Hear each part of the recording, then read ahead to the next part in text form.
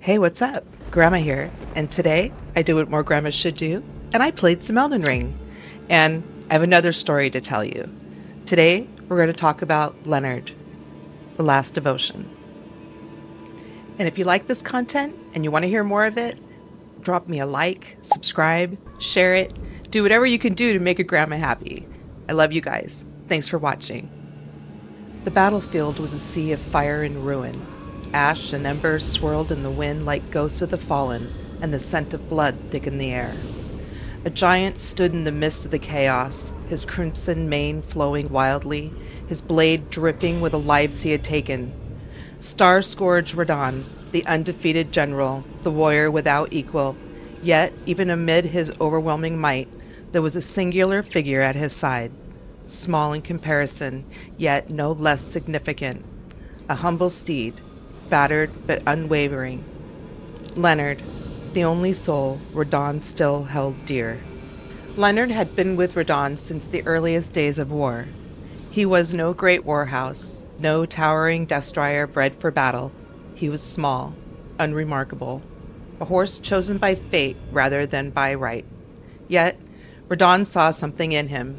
The colt was steadfast, fearless in the din of battle, unshaken by the clash of steel and the roar of beasts. Where others saw weakness, Radahn saw loyalty.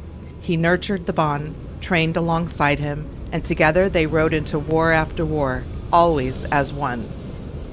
It was on Leonard's back that Radahn carved his legend, the scourge of the battlefield, the general whose mere presence turned tides, the man who could split the very firmament with his might.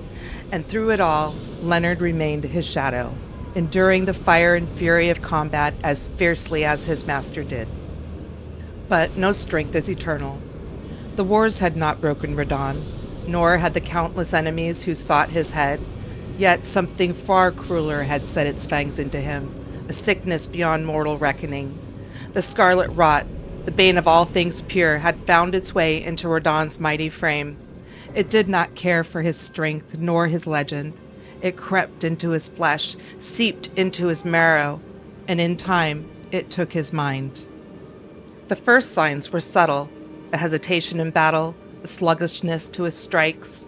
Then came the madness, the frenzied outbursts, the way he would claw at his own flesh as if trying to tear the sickness out of him. He became a beast in his own right, a mindless terror more monster than man. But through it all, Leonard remained. Even as the other soldiers abandoned their general, even as friends and allies recoiled in horror, Leonard did not flee. He did not balk at the wars that echoed from his master's throat, nor did he shy from the wild, unfocused swings of his once disciplined sword. When Radahn could no longer recall the names of those who had fought beside him, he still remembered Leonard. Radahn, in his moments of clarity, understood his affliction. He knew the madness would take him entirely one day, and in his mind he saw the battlefields ahead, saw himself thrashing and raging, saw Leonard trampled beneath his own unrestrained might. He would not allow it. And so the great general, even as his mind decayed, sought a way to protect his last and dearest friend.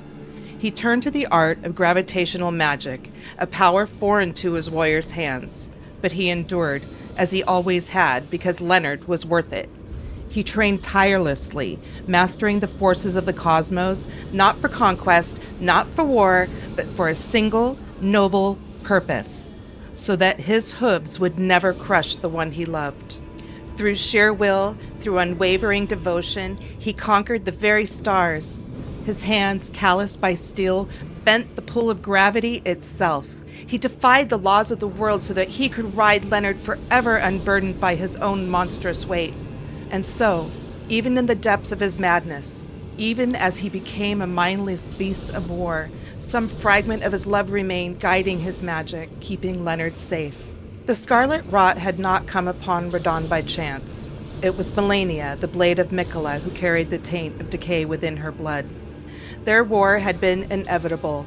Two demigods vying for dominance, the unyielding strength of the Star Scourge against the unrelenting curse of the Rot. The battle raged for days, their armies clashing like titanic waves upon the broken land of Caelid. Radahn had faced mighty foes before, but Melania was unlike any adversary he had ever encountered. She was precise where he was overwhelming, graceful where he was relentless, and when she fell, the land itself suffered for it. Melania, in her defeat, bloomed. Scarlet rot erupted from her broken body, washing over the battlefield like crimson tide. The land withered, the soldiers perished, and Radahn was cursed. He had been victorious in the moment, but the cost was far greater than he had realized. The sickness festered in him, a slow death that would claim not just his body, but his very mind. The war between them was not over. When Melania returned, reforged by her rot, the final battle was one of legend. Their clash shattered the sky, their blows sent shockwaves across the land. Leonard carried Radahn tirelessly, weaving between Melania's lethal flurry of strikes. Even as the rot consumed him, Radahn fought as the legend he had always been. He struck with the force of a falling meteor, but Melania was a storm he could not outlast. She fell once, but did not die. When she rose anew, the battlefield drowned in decay. For the first time, Leonard faltered. The air burned, the earth became poisoned, and Radahn roared in defiance. But the battle had already been decided. The scarlet rot surged, not just through Radahn's body, but through the very land beneath him. The might of the Star Scourge was not enough. With one final clash, the battlefield fell silent, and Radahn, though undefeated in spirit, was left a broken, wandering beast. The day came when Radahn was no longer a man. The rot had taken too much, leaving only the beast behind. He roamed the wastes of Caelid, a mindless horror devouring all that dared approach. Yet, even then, Leonard lingered at his side, starved, weary, but unwilling to abandon his master. When warriors came to challenge Radahn, seeking to end his suffering, they did not find a general nor a man, but a ravenous thing lost in a haze of death.